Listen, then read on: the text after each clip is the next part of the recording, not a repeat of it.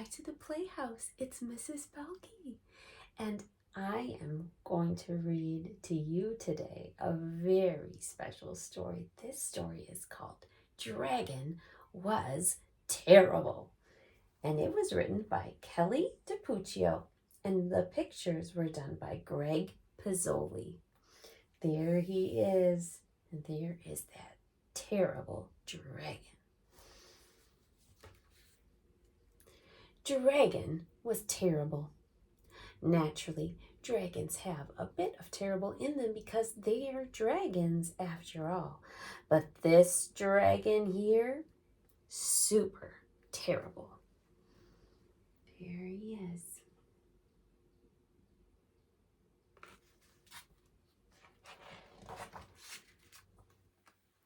He stomped on flowers.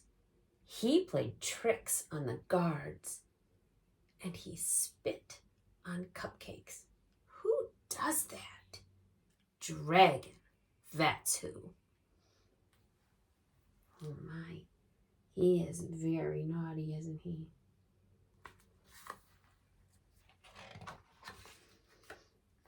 That's not all. He scribbled in books. He threw sand. And he took candy from baby unicorns. Honestly, that's terrible.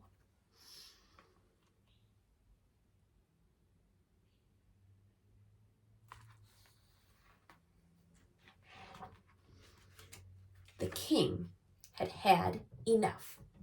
Enough, he said. And he posted this sign. Brave knights, whoever shall tame the terrible dragon shall be rewarded with a gift. It shall be a nice gift. Ye shall like it. His Royal Majesty the King. Dragon was here.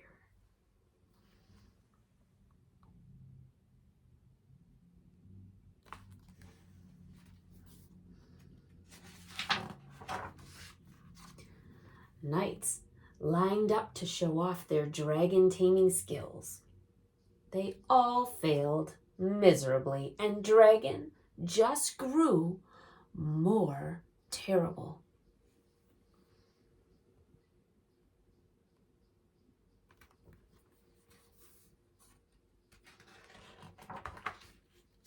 He chased fuzzy yellow ducklings around the moat.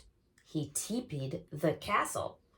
And he burned every last royal marshmallow to a blackened crisp.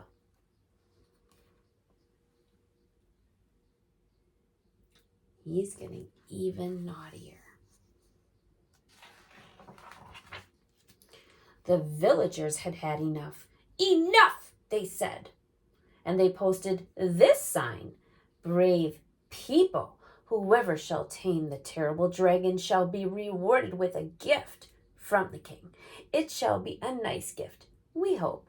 Ye shall like it, perhaps. His Royal Majesty the King. Dragon was here again.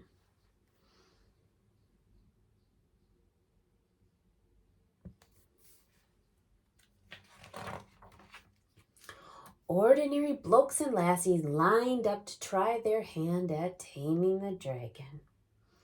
They all failed, embarrassingly so, and just when you thought it wasn't possible, Dragon grew even more terrible. Oh no.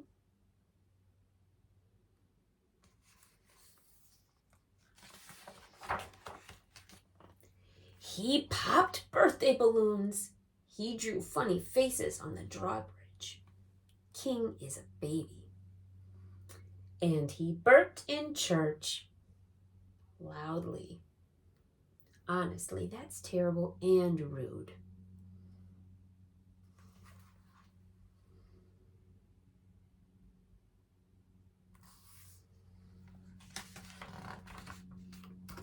A boy wearing a feathered cap and a look of determination had had enough.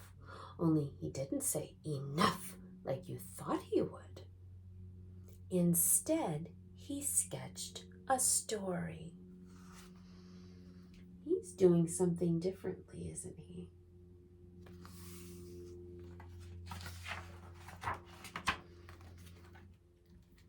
The next day, Dragon followed a trail of marshmallows to a shady tree where the boy was reading. And there he is.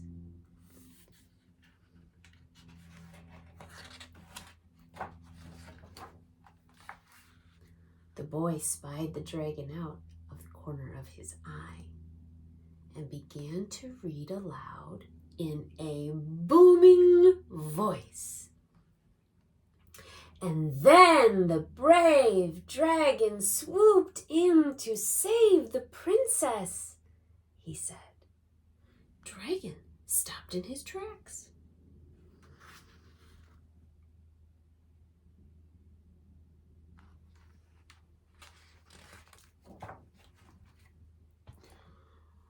But the terrible knight pulled out his wicked sword. Dragon pretended not to listen. The brave dragon roared, and the fraidy-cat knight trembled in his boots. Dragon pretended to walk away.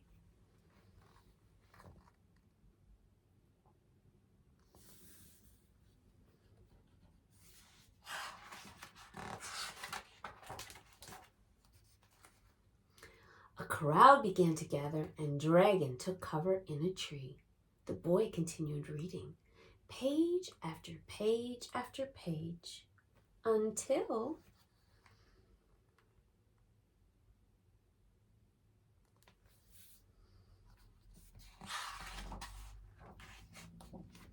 snap, crash!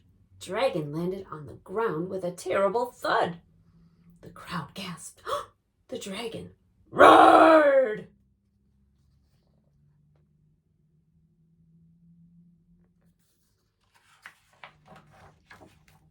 The clever boy didn't flinch. He reached out a hand to the dragon and said, "Would you like to hear how the story ends?" And just when you thought it wasn't possible,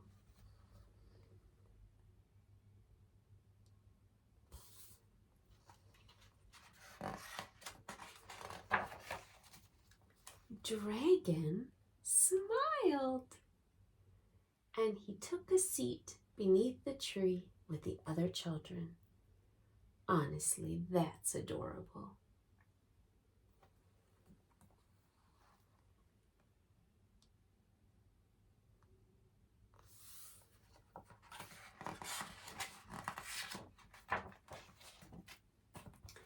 The king cheered. The villagers cheered. The baby unicorn and fuzzy ducklings cheered loudest of all. At long last, the terrible dragon had been tamed. The end.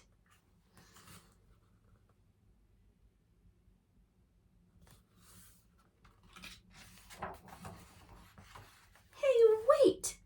What about the reward? Oh, yes, that. The gift was a new friend. A nice dragon, of course.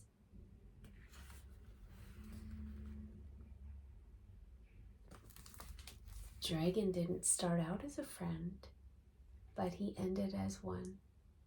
And isn't it wonderful that it was a little boy who made it happen?